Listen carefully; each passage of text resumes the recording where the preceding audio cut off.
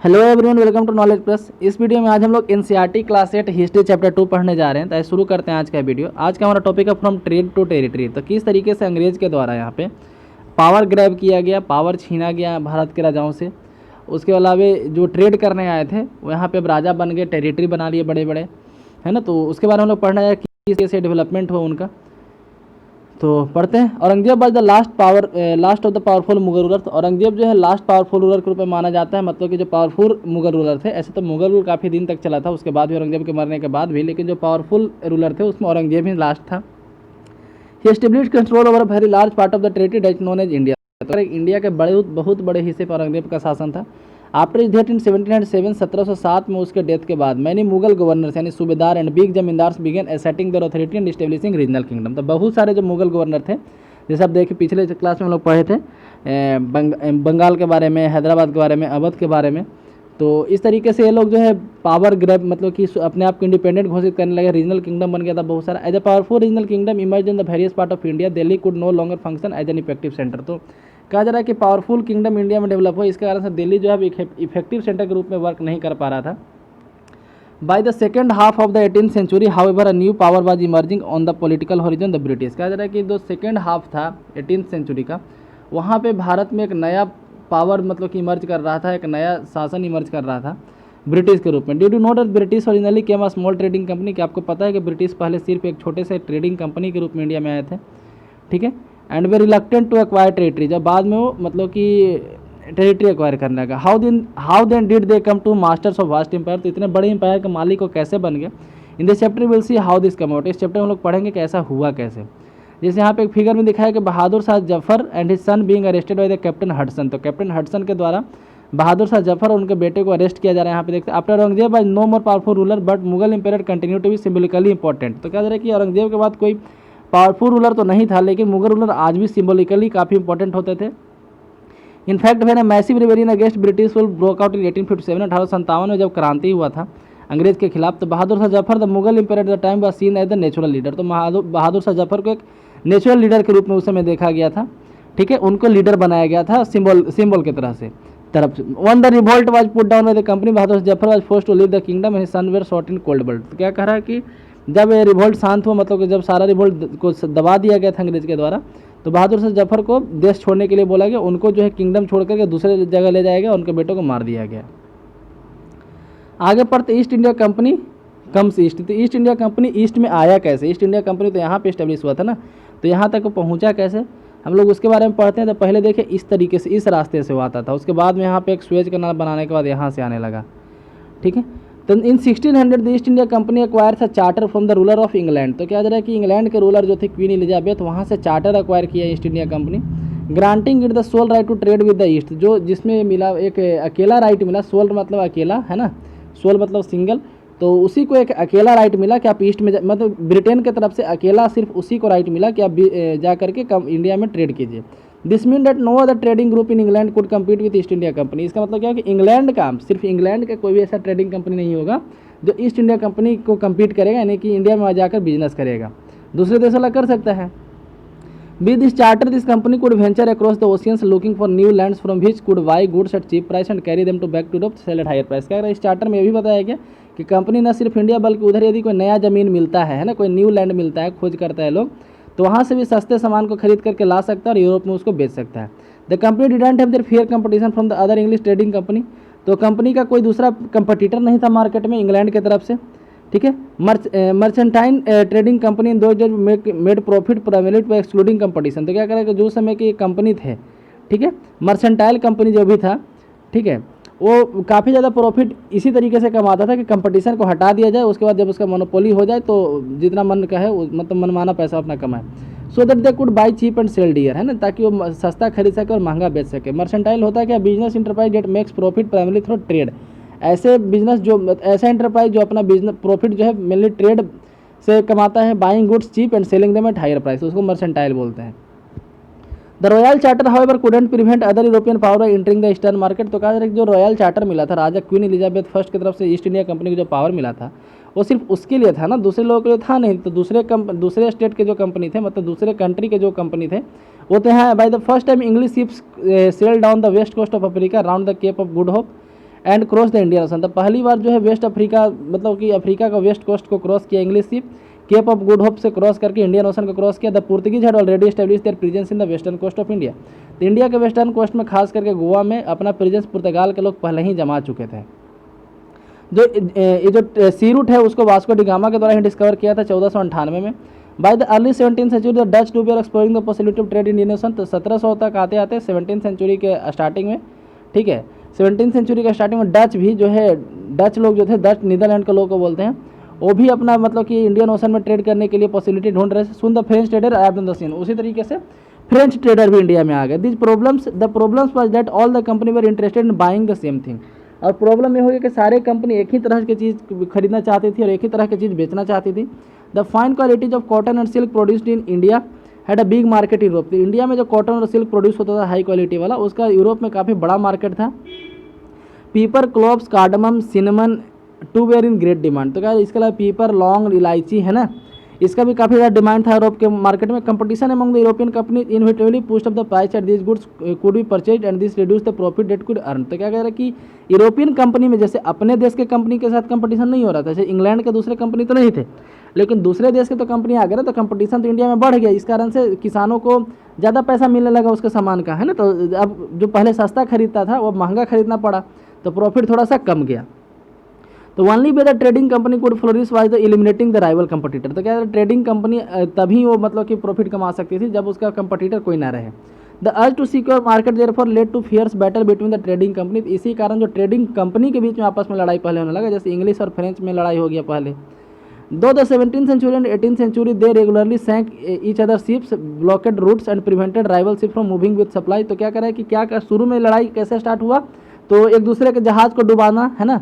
यदि इंग्लिश जो है फ्रेंच वाले जहाज़ को नीचे डुबा दे रहा है तो फ्रेंच फिर इंग्लिश वाले जहाज़ को डुबा दे रहा है। सी रूट को ब्लॉक कर देना, जिस रास्ते से उसका जहाज़ जा रहा है, उसके अलावा जिसमें उसका सप्लाई जा रहा है उसको लूट लेना।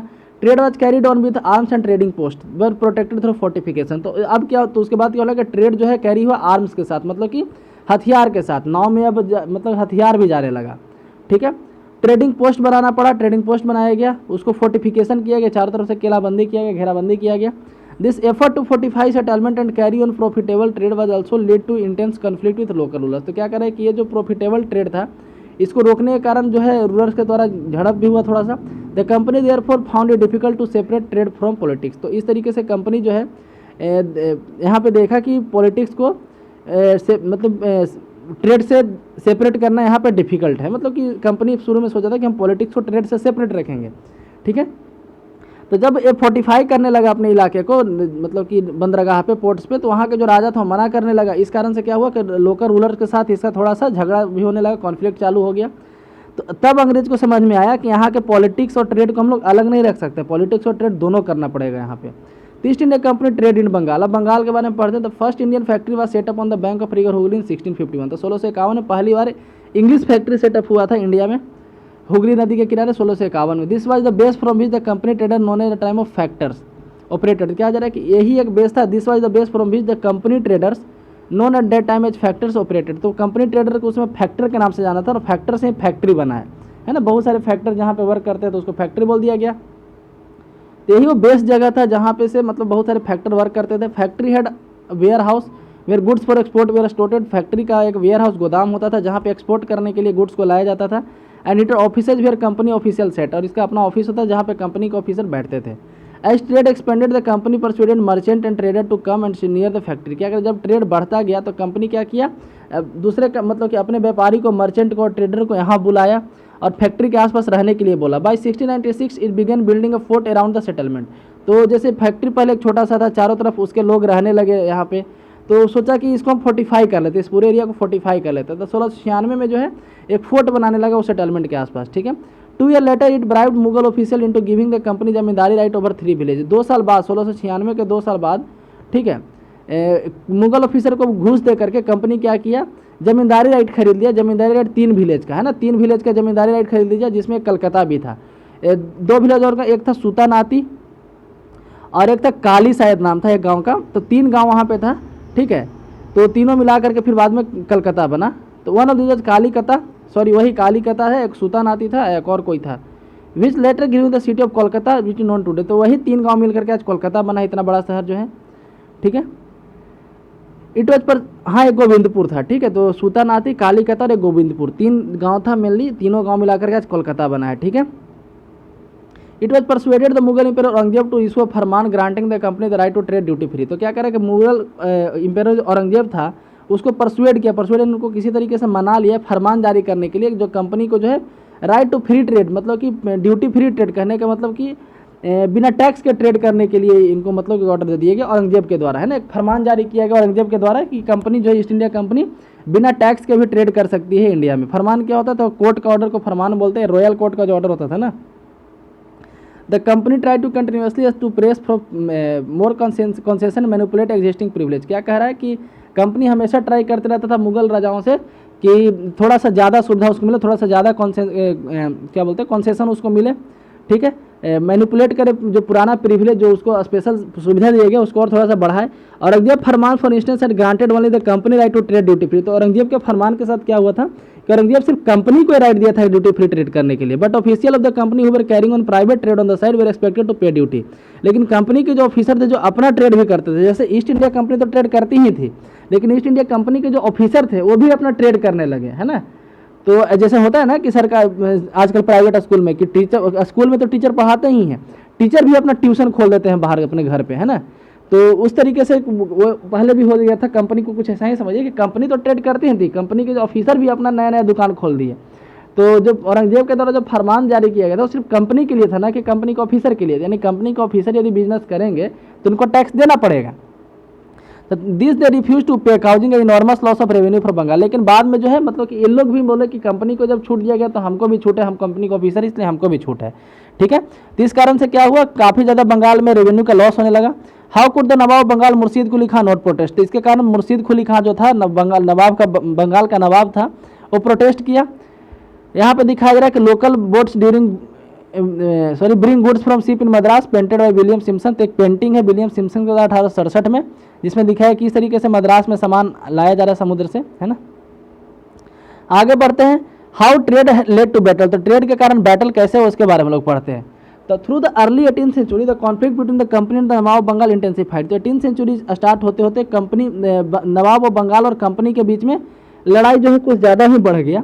After the death of Aurangzeb the Bengal Nawab asserted their power and autonomy. तो औरंगजेब के डेथ के बाद बंगाल के नवाब अपने आप को ऑटोनॉमस घोषित कर लिए, बोले कि हम मुगल के बाहर हो गए हैं, आज़ाद हो गए हैं, मतलब मुगल के अंडर में आप लोग नहीं हैं, है ना। पिछले क्लास में हम लोग पढ़े थे इसके बारे में, हैदराबाद, बंगाल और अवध के बारे में।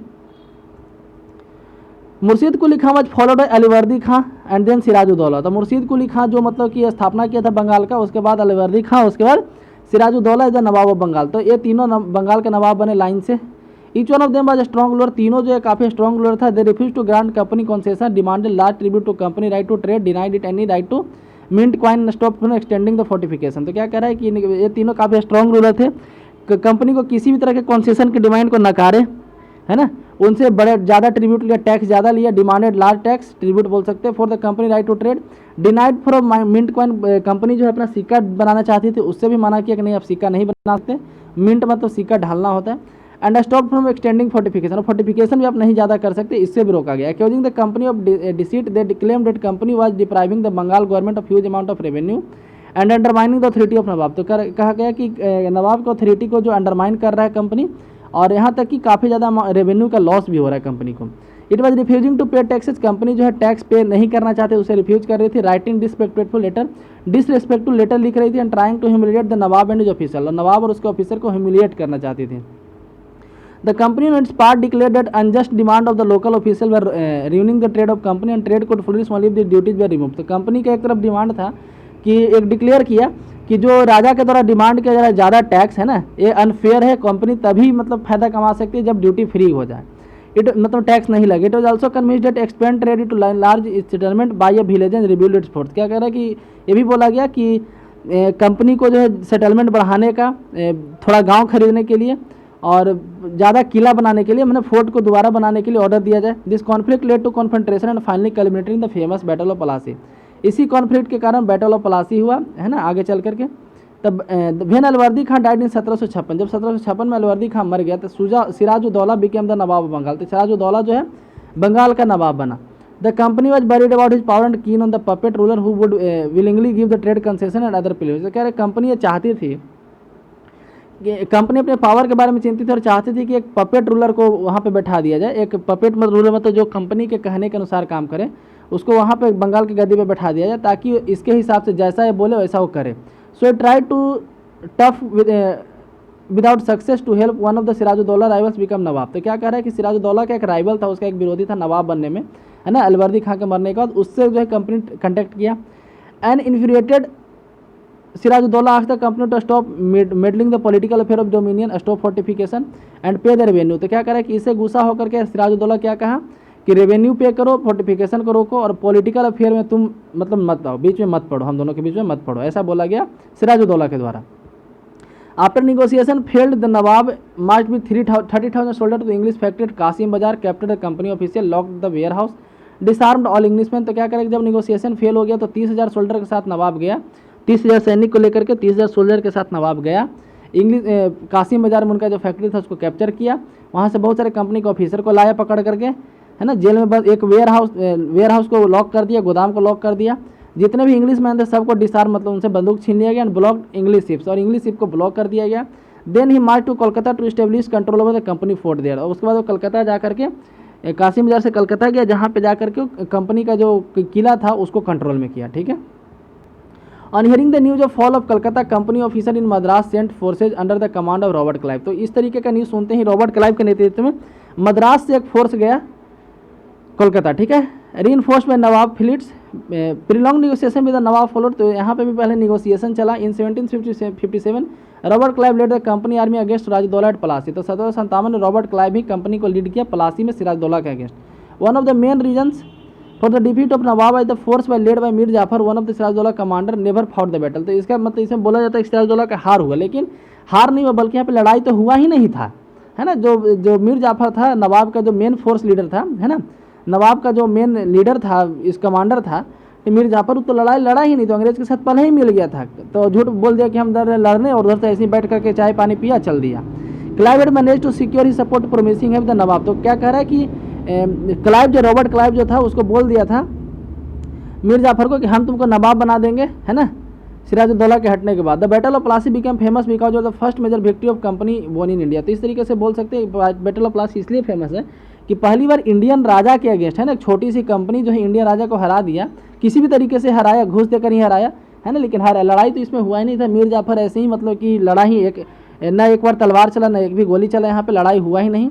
और सिराजुद्दौला बोला कि हम लोग, मीर जाफर सिराजुद्दौला को बोल दिया कि हम लोग लड़ाई में हार गए हैं, है ना। यहाँ पे सिराजुद्दौला का इमेज है, यहाँ पे देख सकते हैं। ऊपर हम लोग आते हैं तो यहाँ पे है did you know how Plassey got it, नाम कैसे पड़ा पलासी का। तो Plassey anglicised pronunciation of Palashi and the place derived name from palash tree known for beautiful red flower that yield gulal, the powder used in festival of Holi. तो हम लोग जो होली में गुलाल खेलते हैं, गुलाल कहाँ से आता, जो नेचुरल गुलाल होता था वो पलास से आता था, पलास के पेड़ से आता था। ठीक है।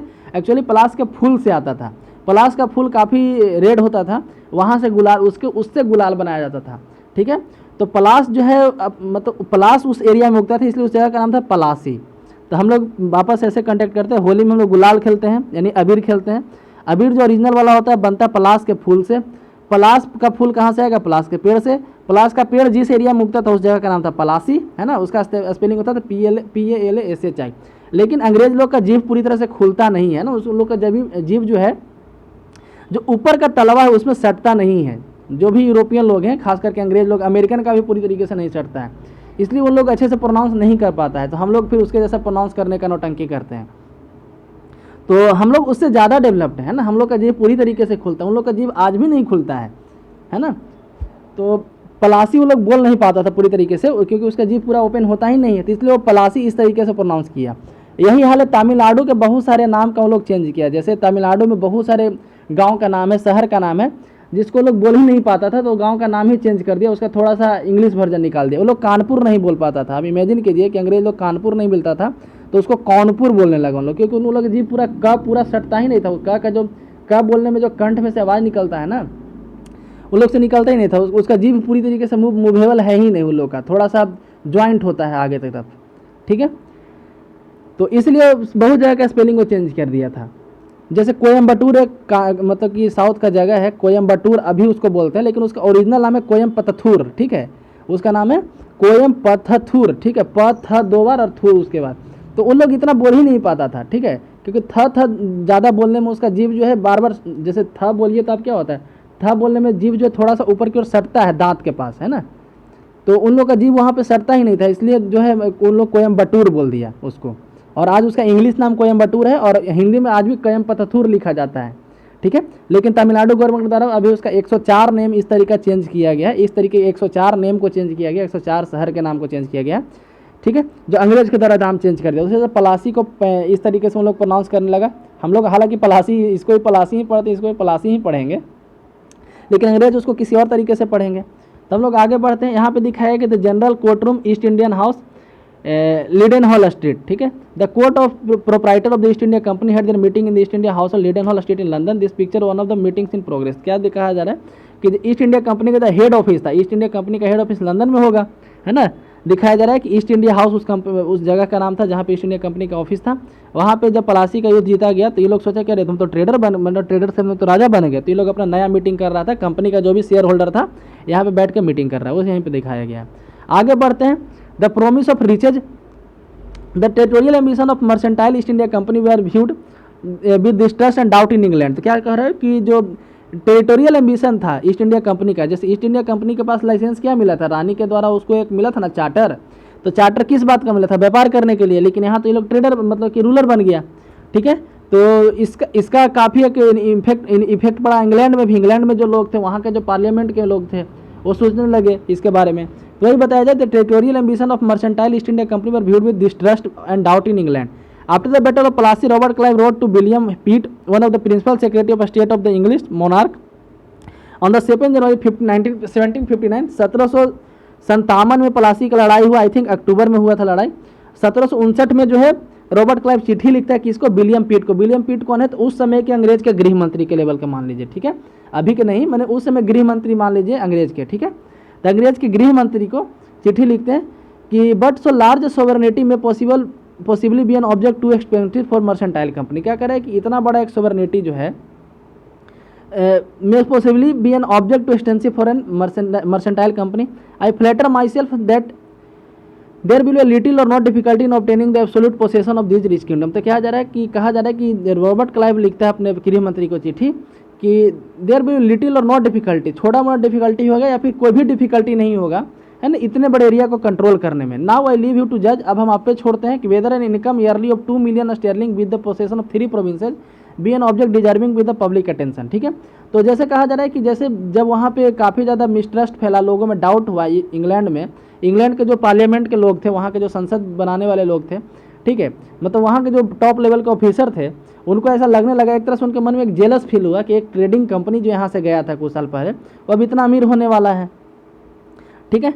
इमेजिन कीजिए कि आज ही जो यहाँ का कोई इंडस्ट्रियलिस्ट जो है कहीं जाकर के ज़मीन बना ले, है ना, मतलब कहीं जाके अपना वहाँ पे एक शासन बना ले, लेट डेट कोई मतलब किसी भी कंपनी को ले लीजिए, मान लीजिए कि कोई रिलायंस कंपनी है, रिलायंस कंपनी के मालिक है अंबानी, बस जस्ट फॉर एग्जांपल, ठीक है। अंबानी क्या करे कि किसी भी कंट्री में जाकर के वहाँ के एक एरिया को हड़प करके वहाँ का राजा बन जाए।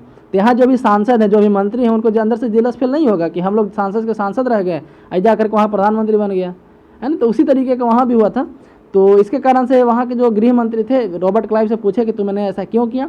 तो रॉबर्ट क्लाइव उनको परसुएड करने के लिए चिट्ठी लिखता है कि पहले हम आपको इतना ही टैक्स देते थे, अब कंपनी यहाँ पे राजा बन गई है तो कंपनी का इनकम बढ़ गया तो कंपनी ज़्यादा टैक्स देगा, है ना। तो इस पर गृह मंत्री भी मान गए वहाँ के।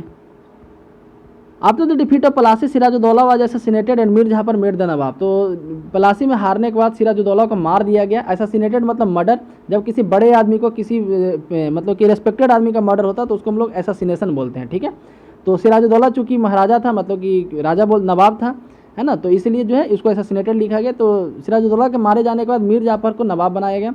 The company was still unwilling to take over the responsibility administration. तो कंपनी अभी भी नहीं चाहती थी कि हम एडमिनिस्ट्रेशन को अपने हाथ में ले, वो बस चाहता था कि मेरा एक पपेट किंग वहाँ बैठ जाए, हम बोले ऐसा करे, मतलब डायरेक्ट रूलर वो नहीं, अभी भी नहीं बनना चाहता था। Its prime objective the expansion of trade, उसका मेन ऑब्जेक्टिव अभी भी था expansion of trade. If this could be done without conquest through the help of local rulers who were willing to grant privilege then territory not be taken over directly. तो क्या करे, वो ऐसा सोचता था कंपनी कि यदि कोई ऐसा रूलर हो जो बस उसके बात को माने, उसको उसके ट्रेड को एक्सपेंड करने में मदद करे, कोई टैक्स वगैरह नहीं लगाए, ठीक है, उसको प्रिविलेज दे, मतलब उसको ज़्यादा सुविधा दे, तब टेरिटरी को अपने हाथ में डायरेक्टली नहीं लेगा। Soon the company discover that this was rather difficult, तो कंपनी को बाद फिर पता चला, जब प्लासी का लड़ाई हो गया, सिराजुद्दौला मारा गया, मीर जाफर राजा बन गया, उसके बाद फिर देखा कंपनी की जो हम राजा बनाए थे, पपेट नवाब बनाए थे, उस पपेट का तो पंख निकलने लगा, मतलब कि मीर जाफर अपने आप को स्वयं बढ़िया वाला राजा मतलब मानने लगा, है ना, वो अपने हिसाब से डिसीजन लेगा, कंपनी की बात को नहीं मानने लगा, उसके अंदर का राजा शक्ति जाग गया। For even the puppet Nawab were not always helpful, company wanted to be them to be, तो क्या करा कि जिस तरीके से कंपनी चाहता था, जो पपेट नवाब था उस तरीके से मदद नहीं कर रहा था कंपनी का। After all they had to maintain a basic appearance of dignity and sovereignty, ये wanted respect from their subject. क्या करे कि क्यों नवाब को जो है अपना पावर दिखाना था ना, जनता उसको रिस्पेक्ट कैसे करेगी, यदि नवाब 100% पपेट बन जाए कंपनी का, तो जनता नवाब को मानेगी ही नहीं कि हम नवाब, मतलब कि हम नवाब को मानते भी नहीं हैं, ऐसा बोलने लगेगी। तो इस कारण से नवाब जो है 100% पपेट नहीं बन पाया, अपना कुछ पावर कभी कभी दिखा देता था, है ना।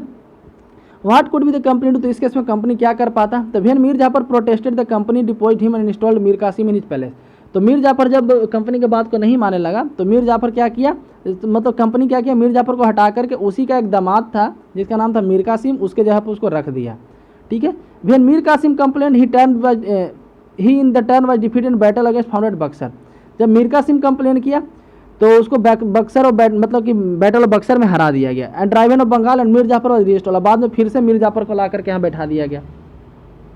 The Nawab had to pay 5 lakh every month, but the company wanted more money to finance it worth. क्या कह रहा है कि नवाब को उल्टा नवाब को पैसा देना पड़ा, टैक्स लेना तो दूर की बात है, नवाब को पैसा देना पड़ा 5 लाख रुपये पर महीने में, ठीक है। कंपनी लेकिन और पैसा चाहती थी लड़ाई के बदले, कि लड़ाई में जो खर्च हुआ उसका पैसा तुम ही ना देगा, ठीक है।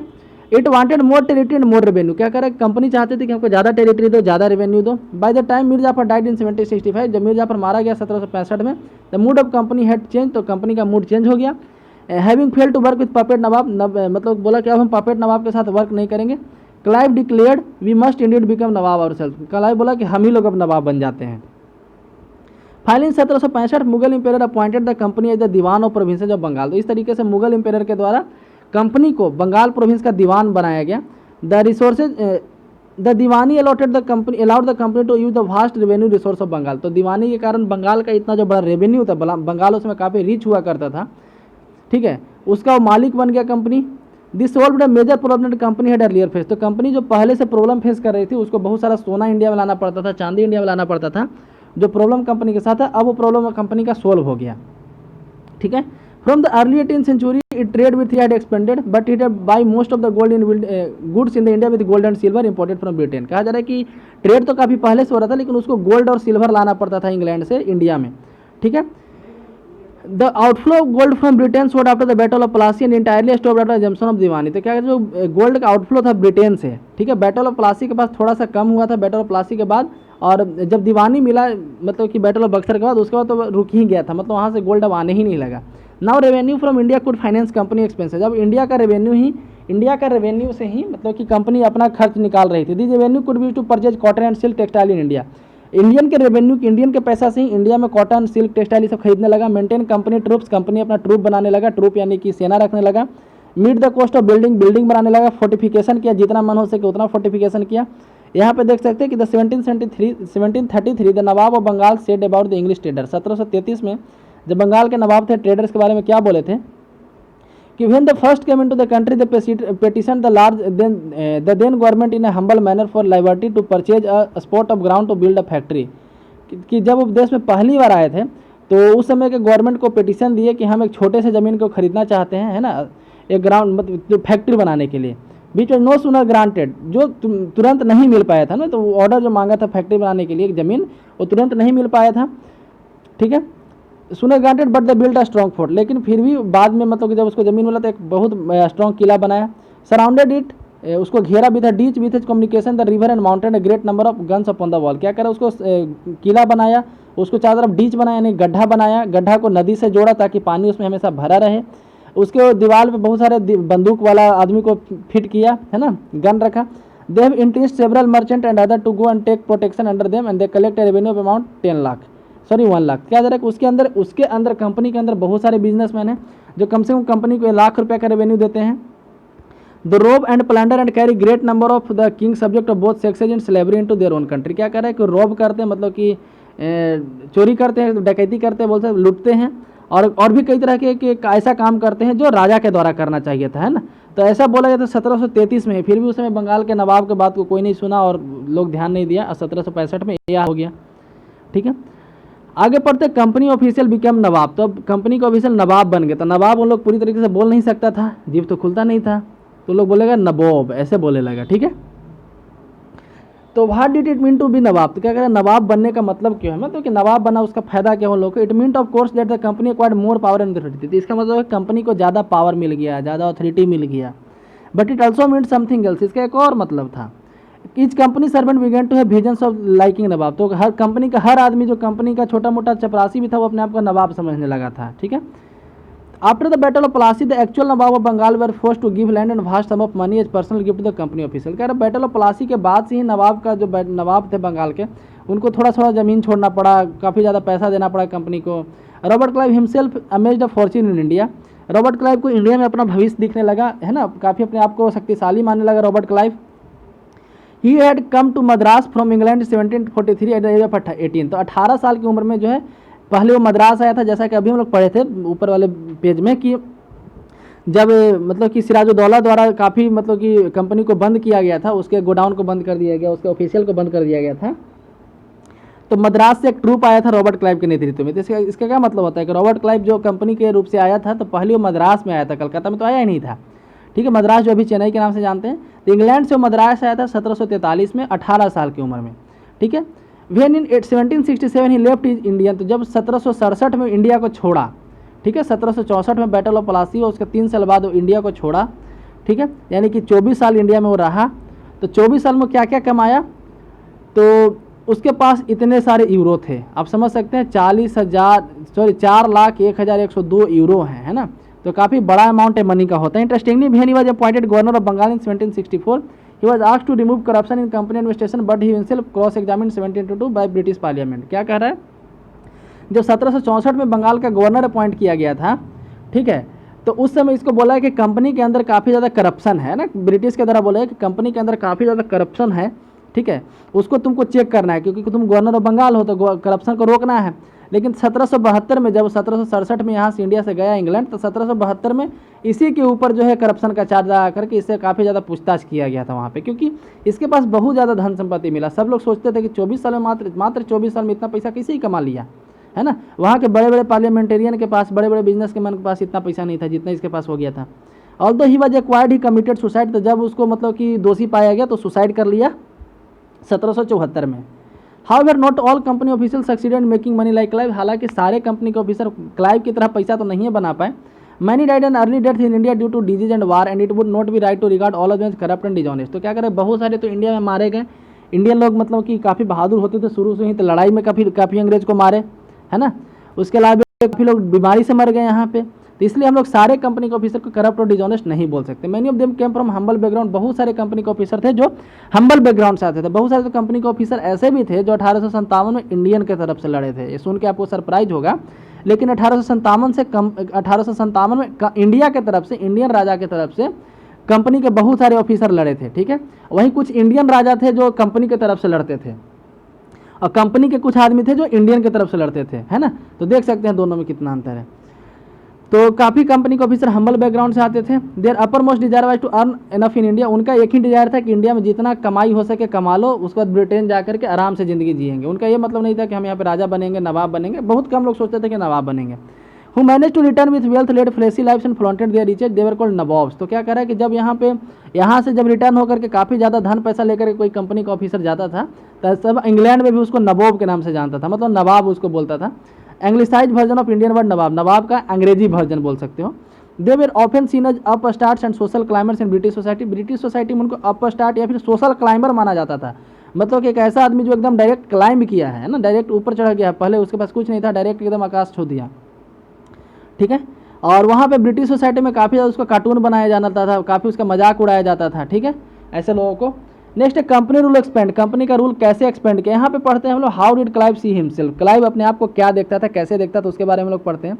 As in hearing in front of committee in parliament, Clive declared that he has shown admirable strength after the battle of Plassey। क्या कह रहा है कि कंपनी का सामने जब कमिटी बैठा वहाँ पे, ठीक है, जब हियरिंग चल रहा था पार्लियामेंट में, तो इसके द्वारा रॉबर्ट क्लाइव के द्वारा डिक्लेयर किया है कि उसने कोई गलती नहीं किया। बैटल ऑफ प्लासी में उसने मतलब काफ़ी अच्छे तरीके से मेहनत करके इंडिया में अंग्रेज का शासन एस्टेब्लिश किया।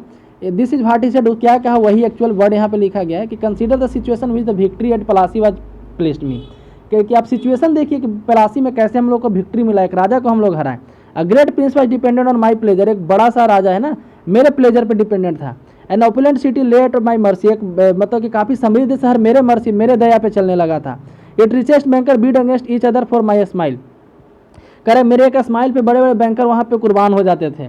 आई walk through vaults which we thrown open to me alone, हम जिस गली से जाते थे उस गली का जितना भी खजाना था हमारे लिए खुला हो जाता था। Piled on either hand with gold and jewels, कह रहा दोनों हाथ, मेरा एक हाथ गोल्ड में था तो एक ज्वेलरी में था। Mister chairman at this moment I stand astonished I my moderation, तो कह रहा कि मिस्टर चेयरमैन जो यहाँ की मतलब कि कमिटी जो बैठा था पार्लियामेंट में, उसको संबोधित करते हुए कि this moment I stand astonished at my moderation, मतलब कि उस मोमेंट हम काफ़ी खुश होते थे। आज ये मोमेंट है कि हम यहाँ पे, हमको यहाँ पे मतलब कि करप्शन के चार्ज में दोषी पाया जा रहा है। Next company rule expand, company का रूल कैसे एक्सपेंड किया। A b analyse the process of annexation of Indian state by East India Company from 1757 to 1857।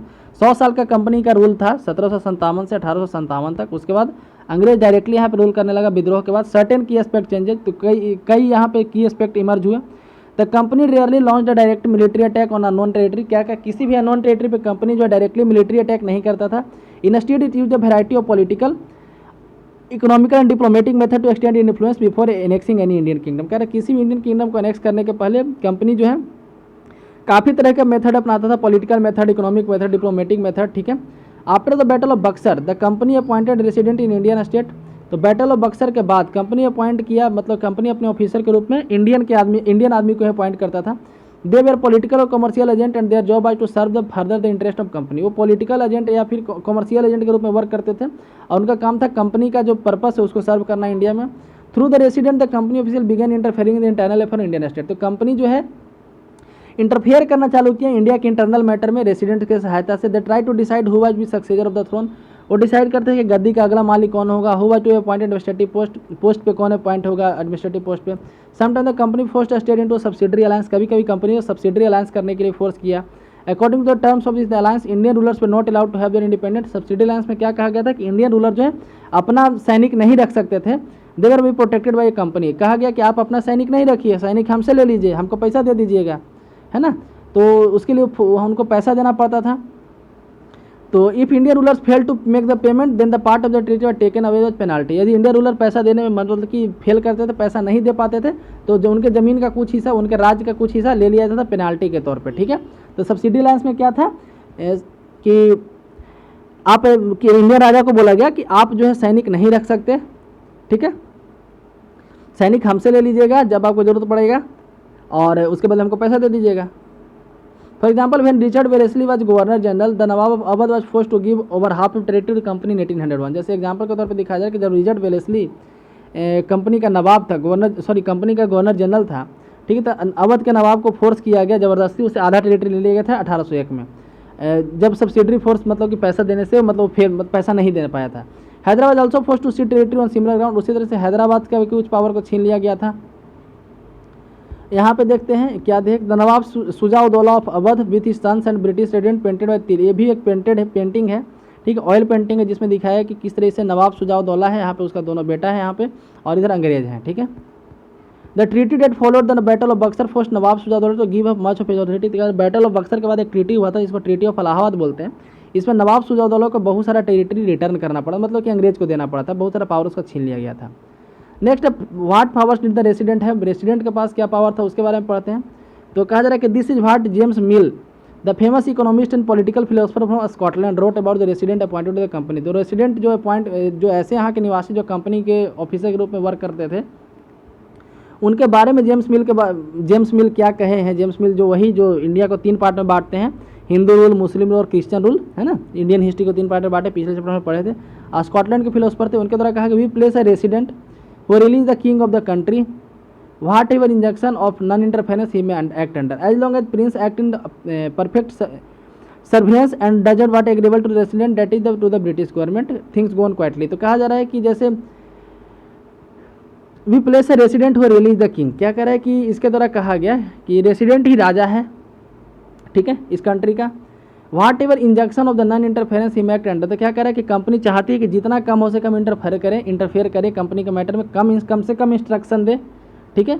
लेकिन as long as the prince act in perfect subservience, क्या कह रहा है कि जब प्रिंस जब तक उसके अंदर काम करता, उसके इंस्ट्रक्शन के अंदर काम करता है, तब तक वो इंटरफेयर नहीं करता है, ठीक है।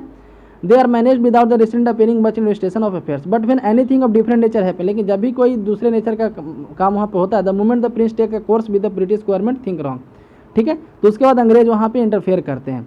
आगे हम लोग पढ़ते हैं द सुल्तान, टीपू सुल्तान के बारे में हमें पढ़ना है, जिसको टाइगर ऑफ मैसूर कहा जाता है। The company resorted to direct military confrontation when it saw threat to political और इकोनॉमिक इंटरेस्ट, क्या कह रहा है कि कंपनी जो है डायरेक्ट मिलिट्री कॉन्फ्रंटेशन भी करती थी जब उसको थ्रेट मिलता था पॉलिटिकल या इकोनॉमिक, किसी तरह लगता था कि जो उसका पॉलिटिकल राइट या इकोनॉमिकल राइट छीन लिया जाएगा कंपनी का, तो वो डायरेक्टली भी मतलब इंटरफेयर करती है। This can be stated with the ease of southern Indian state of Mysore, जैसे इंडिया का मैसूर में इस तरीके का देखा जा सकता है। Mysore had grown in strength under the leadership powerful like Haidar Ali, तो क्या कर मैसूर काफ़ी स्ट्रेंथ गेन किया था हैदर अली के शासनकाल में 1761 से 82 तक, उसका बेटा टीपू सुल्तान के शासनकाल में 1782 से 99 तक। Mysore control the profitable trade of the Malabar coast where the company purchase pepper and cardamom, क्या करें मैसूर जो है मालाबार कोस्ट को कंट्रोल करता था, जहाँ से कंपनी को पीपर और कार्डमम खरीदना होता था। In 1785 Tipu Sultan stop the export of sandalwood pepper and cardamom through the ports of his kingdom. 1785 में टीपू सुल्तान जो है अपने पोर्ट से, अपने मतलब कि जहाज से, अपने हार्बर से बोल सकते हैं आप, उसका जो बंदरगाह था उसके इलाके में, वहाँ से एक्सपोर्ट रोक दिया सैंडलवुड यानी चंदन का, पीपर का, कार्डमम का। And this allowed local merchant from trading with company, और वहाँ के जो लोकल मर्चेंट थे, लोकल व्यापारी थे, उसको कंपनी के साथ बिजनेस करने से मना कर दिया। He also established a company relationship with French in India, तो फ्रांस के साथ वो काफ़ी, जो इंडिया में फ्रांस के लोग थे उसके साथ वो काफ़ी ज़्यादा रिश्ता रखता था अंग्रेज के मुकाबले, और अपने आर्मी को मॉडर्नाइज भी किया था फ्रांस की मदद से। The British we are furious, जिसके कारण से ब्रिटिश लोग को दिक्कत हुआ। They saw Haidar and Tipu and नबीस एरोगेंट एंड डेंजरस, तो वो लोग जो है हैदर अली को और टीपू सुल्तान को डेंजरस मानते थे। Rulers who had be control and crush, तो रूलर्स हु हैड भी कहा जा रहा है कि डेंजरस मानते थे और मानते थे कि उनको कंट्रोल किया जाना चाहिए, नहीं कंट्रोल तो उसको क्रश यानी कि मार देना चाहिए। 4 Wars were fought with Mysore, Mysore के साथ 4 लड़ाई हुआ था 1767 से 1679, 80 से 84, 90, 92 और 99 में। Only in the last battle of Srirangapatnam did the company ultimately win a victory, सिर्फ लास्ट वाले लड़ाई में कंपनी को विक्ट्री नसीब हुआ।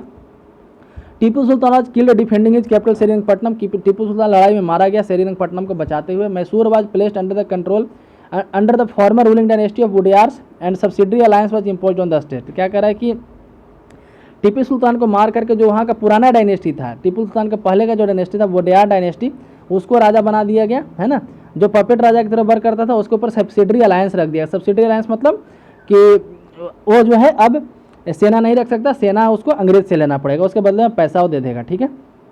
यहाँ पे एक पेंटिंग दिखाया कि कॉर्नवालिस जो है, लॉर्ड कॉर्नवालिस किस तरीके से टीपू सुल्तान से अपने उसके दोनों बेटों को ले रहा है, टीपू सुल्तान के दोनों बेटों को होस्टेज के रूप में यहाँ पे ले रहा है, ठीक है, कि अब लड़ाई नहीं करेगा। 1793 का पेंटिंग है, थर्ड बैटल का पेंटिंग है, थर्ड बैटल ऑफ जो हुआ था एंग्लो मैसूर वार, तीसरा वाला हुआ था, उसका ये पेंटिंग है। कि the company force were defeated by Haidar Ali and Tipu Sultan in several battle, company का फोर्स जो हैदर अली और टीपू सुल्तान के द्वारा हराया गया था बहुत सारे लड़ाई में। लेकिन 1792 में क्या हुआ कि मराठा की मदद से, निजाम ऑफ हैदराबाद की मदद से कंपनी जीत गई, ठीक है, मराठा और निजाम ऑफ हैदराबाद की मदद से कंपनी जीत गई। Tipu Sultan was forced to sign a treaty with British, Tipu जो है ब्रिटिश के साथ ट्रीटी साइन करना पड़ा टीपू सुल्तान को, जिसमें दोनों बेटों को होस्टेज यानी कि एक तरह से बोल सकते हैं कि सबूत के तौर पे देना पड़ा कि आगे जब वो लड़ाई नहीं करेगा, अब आगे वो लड़ाई नहीं करेगा, यदि करेगा तो उसके बेटे को मार दिया जाए, ऐसा कुछ मतलब कि आप समझ सकते हैं। तो दोनों बेटों को टीपू सुल्तान को देना पड़ा था कंपनी को। यहाँ पे दिखाया the legend of Tipu, kings are often surrounded by legend and their power glorified folk fair, तो क्या कि राजा के बारे में काफ़ी ज़्यादा तारीफ किया जाता है वहाँ के लोकल कहानियों में। Here legend about Tipu Sultan who became the ruler of Mysore 1782, तो उसी तरीके से कहानी मैसूर के राजा टीपू सुल्तान के बारे में 1782 में। It's said that once he went to hunting in the forest with a French friend, वो एक फ्रेंच दोस्त के साथ हंटिंग करने फॉरेस्ट में गया था। There he came to face with a tiger, वहाँ पे एक टाइगर दिखा, हिज गन डिडंट वर्क, वहाँ पे उसका बंदूक वर्क नहीं कर रहा था। He dagger fell to the ground, he battled with the tiger unarmed until he manage to reach down and pick up the dagger, क्या कह रहा है कि और उसका जो मतलब गन का कोई एक हिस्सा था, डैगर जिसको बोल सकते हैं, ठीक है, वो ज़मीन पे गिर गया था, तो नीचे उतरा जानवर मतलब जो बाघ था, सॉरी टाइगर से लड़ा है ना, बाघ से लड़ा, निहत्थे लड़ा और किसी तरीके तब तक लड़ता रहा जब तक वो टाइगर के पास नहीं पहुंच पाया। Finally he was able to kill the tiger in the battle. Finally वो टाइगर को मार दिया गया, इसलिए इसको टाइगर ऑफ मैसूर के नाम से जानते हैं। यहाँ पे उसका एक खिलौना दिखाया गया है कि किस तरीके से वो मार रहा है। यहाँ पे देख सकते हैं कि यूरोपियन सोल्डर को मारते हुए दिखाया गया है ना। ये टीपू का खिलौना था, मैकेनिकल टॉय था, जिसमें टाइगर जो है एक यूरोपियन सोल्जर को मार रहा है, यहाँ पे दिखाया गया है। आगे पढ़ते हैं, वार विद द मराठा, मराठा के साथ अंग्रेज का किस तरीके का लड़ाई हुआ। ठीक है, तो ऑलरेडी ये जो है लेक्चर 45 मिनट का हो चुका है, इसलिए हम लोग यहाँ से कल पढ़ेंगे, मतलब नेक्स्ट लेक्चर में पढ़ेंगे।